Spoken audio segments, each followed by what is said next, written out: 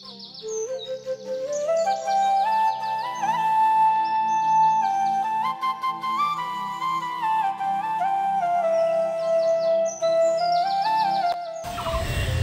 সকাল আমার প্রিয় পরিবার। তো তোমরা সবাই কেমন আছো? আশা করি সবাই ভালো আছো, সুস্থ আছো, আর আমরাও ভালো আছি।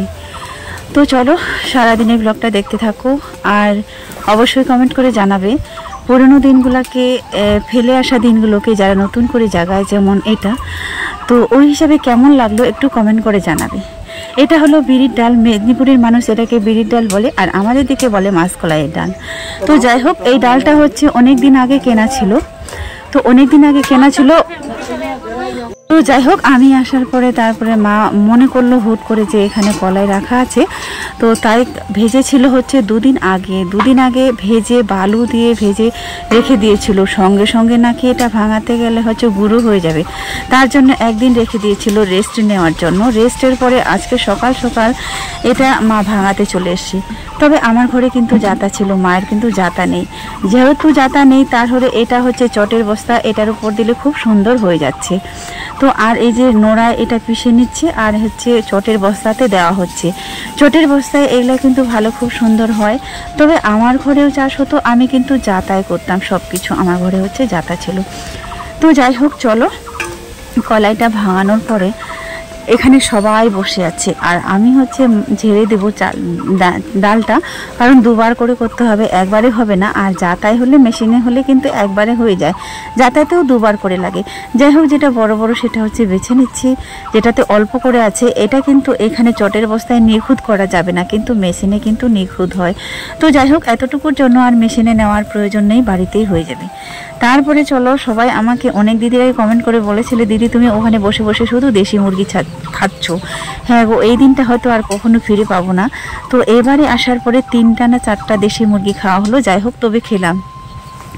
আর শহরে থাকলে কিন্তু একবার খেয়েছিলাম, কিন্তু ওরকম অত কিছু করার মানে হয় না আর কি। আনবো, কাটবো, এটা করব, ওটা করব, অনেক কিছুর প্রয়োজন, সময় লাগে অনেক। তাছাড়া শহরের ঘরে কোথায় করবো সেটা তোমরা বুঝতেই পারছো। আর গ্রামে হচ্ছে একটা, তোমাদেরকে আগেও বলেছিলাম, সবার ঘরে ঘরে থাকে নিজের চাষের মুরগি আর কি। যাই হোক, নিজের চাষে থাকলে কেনার আর প্রয়োজন হয় না, টাকাটাও বেঁচে গেল, হুট করে খাওয়াও হয়ে গেল। তো সেরকমই হচ্ছে ব্যাপারটা। তো চলো, তারপরে আজকে হচ্ছে শনিবার, হাট ছিল দুর্গাপুরের, বাবা গিয়েছিল হাটে, ঈদের হাট। তো ঈদের হাট থেকে নিয়ে এসেছিল হচ্ছে, এটাকে কি বলে, এটাতে নদিয়া জেলায় কিন্তু বিখ্যাত, এটাকে বাদাম পাটালি বলে। তো আমরা বলতাম, ছোটোবেলায় বলতাম এটা হচ্ছে গুড়ের নাড়ু।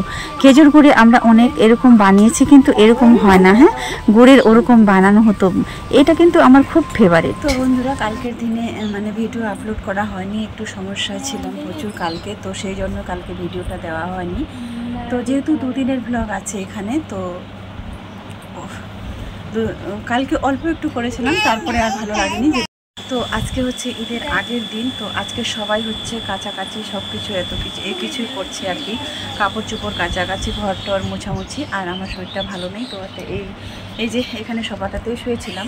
তো শুয়ে এখন একটু শুধু উঠলাম, তো এখন যাব স্নান করতে। আর সকালে মুড়ি খেয়েছি, কেউ ভাতও খেয়েছে। আজকে তো রবিবার, ছুটির দিনে সবাই জানো। আর যারা বাইরে থাকতো, যে ভাইটা ও স্কুল করতো, তো ওরও ছুটি হয়েছে, ও বাড়িতে এসছে। ও যদিও বাইরে থাকে, অনেক দূরে ও থাকে বাড়ি থেকে, ডেলি আর কি স্কুল করতে পারে না, তো সেও এসছে। আর আজকে তো ছুটির দিন, রবিবার, তোমরা সবাই জানো। তো ছুটির দিনে ওরা কী করে, একটু দুপুরে রান্নাটা করে, সকাল সকাল রান্নাটা করে না, দুপুরে করে, একটু বেলা হলে 12টা 1টার দিকে করে। আর সকালে মুড়ি টুড়ি বাসি ভাত যদি থাকে, যে যার মতো করে ওরা ওটা খায়। তো কালকে সারাদিনে, কালকে যেহেতু লাস্ট ছিল, দেখেছিলে তো তো যাই হোক, ধীরে ধীরে টুকটাক দেখতে দেখতে অনেকটা সময় কাটিয়ে দিলাম, প্রায় 1 মাসের মতো, 1 মাস পেরিয়ে যাচ্ছে, কাটিয়ে দিলাম। তো তবুও কিন্তু এখনও কিন্তু যাওয়া হয়নি। আর কালকে ছিল লাস্ট দিন। আর এখানে আসার পরে তোমরা দেখলে যে সবাই যেখানেই যায় না কেন দেশি মুরগি খাওয়া হলো একটা করে। তো কালকে আমার মা বললো, যেহেতু আর 2 দিন পরে কোরবানি, আর আমাকেও বাড়িতে চলে যেতে হবে, তো আরও কালকেও একটা দেশি মুরগি খাওয়া হয়েছে। কালকে দুপুরবেলা হয়েছিল, ভাবলাম যে ভিডিওটা করিনি। কালকে হয়েছিল একটা হচ্ছে কি বিড়ির ডাল, তোমরা মেদিনীপুরের মানুষ এটাকে বিড়ির ডাল বলে, আর আমাদের দিকের মানুষ বলে এটাকে ঠাকুর কলার ডাল। তো কালকে মাসকলাইয়ের ডাল হয়েছিল, একটা বিরির ডাল হয়েছিল, আর মাংস, দেশি মুরগির মাংস, আর একটা শাক ভাজা। তো আমি এটা বলেছিলাম তো যাই হোক, যে আমি যতদিন থাকবো টুকটাক আমি শাকটা রোজ হবে আমার জন্য। শাকও হয়েছিল, আর তারপর রাত্রিবেলা তো সেগুলোই হয়েছে। তো এগুলাই ছিল আর কি। আজকে সবাই নিজের নিজের কাজে ব্যস্ত। কালকেই তো কোরবানি, আজকে সবাই কাছাকাছি করছে, আর আমি কিছু করিনি, ভালো লাগছে না। কারণ এটাই বিয়ের কত বছর পর হয়ে গেল যে এটাই হচ্ছে বাবার বাড়িতে প্রথম কোরবানি ঈদ কাটাচ্ছি। এটাই আমার ফার্স্ট দেখা। যদিও আমার খুব ছোটোবেলা থেকে বিয়ে হয়েছিল, কি বলবো, আমার বিয়ে হয়েছিল যদিও 13 বছরে। তো 13 বছরে বিয়ে হওয়ার পরে এত বছর হয়ে গেল বাবার বাড়িতে কোনো ঈদ কোরবানি করিনি। এটাই লাইফে বিয়ের পরে আর কি প্রথম ঈদ করছি বাবার বাড়িতে। ঈদ কোরবানি প্রথম করছি। একটা মনে হয় শুধু ঈদ হয়েছিল, যেটাতে সেমাই রোজার পরে যেটা হয় ওইটাই একটা করা হয়েছিল, আর ঈদ কোরবানি করা হয়নি। এটাই প্রথম হচ্ছে জীবনে বিয়ের পরে। তো যাই হোক, কালকে একটা সমস্যার কারণে ভিডিওটা করতে পারিনি। আর একটা সত্যি কথা বলতে, যে বিয়ের পরে বাবার বাড়িতে বিয়েরা আমরা বোঝা হয়ে যাই, এটা বাস্তব কথা। যতদিন আমরা বাবার বাড়িতে থাকি বিয়ের আগে ততক্ষণেই আমাদের বাড়ি থাকে বাবার বাড়িটা, কিন্তু বিয়ের পরে আমাদের বাড়ি এটা কখনোই হয় না। ক্ষণিকের জন্য আসতে হয়, আবার চলে যেতে হয়। তবে বাবা মায়ের জন্য আসতেই হয়। আমার মতো যার বাবা মা আছে তারা কখনো বাবা মার মায়া ত্যাগ করতে পারবে না, যে যাই বলুক না কেন, কিন্তু আসতেই হয়। যদিও আমরা বিয়ের পরে বোঝা হয়ে যাই, কিন্তু ওই যে কি বললাম, বাবা মার জন্য আসতেই হয়। যে যাই বলুক, যতই বলুক, শুধু বাবা আর মা, এই দুটো মানুষ পৃথিবীতে যতদিন বেঁচে থাকবে ততদিন কিন্তু আসতেই হয়। খাই বা না খাই, এবার বাড়িতে যদি কেউ ঢুকতেও না দেয়, তাহলে বাড়ির বাইরে থেকে যদি দেখে যেতে হয় তবুও আমরা দেখে যাব, তাই না? এমন একটা পরিস্থিতি, তো আসতেই হয়। তো যাই হোক, যতক্ষণ থাকবো ততক্ষণ হয়তো তোমরা অনেকেই বলো, একটা কথা মনে পড়ে গেল, যে অনেক দিদিরাই বলো যে তোমার বাবার বাড়ির অবস্থা তো খুবই ভালো, যে তোমার বাবার বাড়িতে তুমি কেন থাকো না। তো দিদি, সত্যি তোমাদেরকে বলতে চাই, তো একটাই কথা, যে বাইরে যদি ভিক্ষা করেও খাই না, তবুও কিন্তু সেটা খুব ভালো আছি, যে কেউ বলতে পারে না। আর এই যে বিয়ের পরে এই যে কতদিন যে এসে আছি না, তো বললেও না বললেও আছি, এটাই একটা বড় বোঝা, যে আমি আছি এখানে, আমি কবে যাব, কেন যাইনি, এরকম একটা কথা।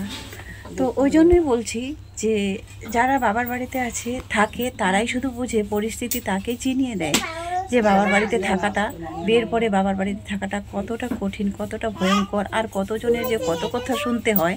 তো আমি চাই না যে উপরওয়ালা এমন কারো পরিস্থিতি করুক যে বাবার বাড়িতে আমরা বোঝা হয়ে থাকি। বিয়ের পরে আমরা বাবার বাড়িতে আসলে সত্যি বোঝা হয়ে যায়, এটা সবার মুখ দেখে বোঝা যায়, কথা শুনে বোঝা যায়। অনেক সময় অনেকে বলতেও হয়, বলেও দেয়, শোনাও যায়।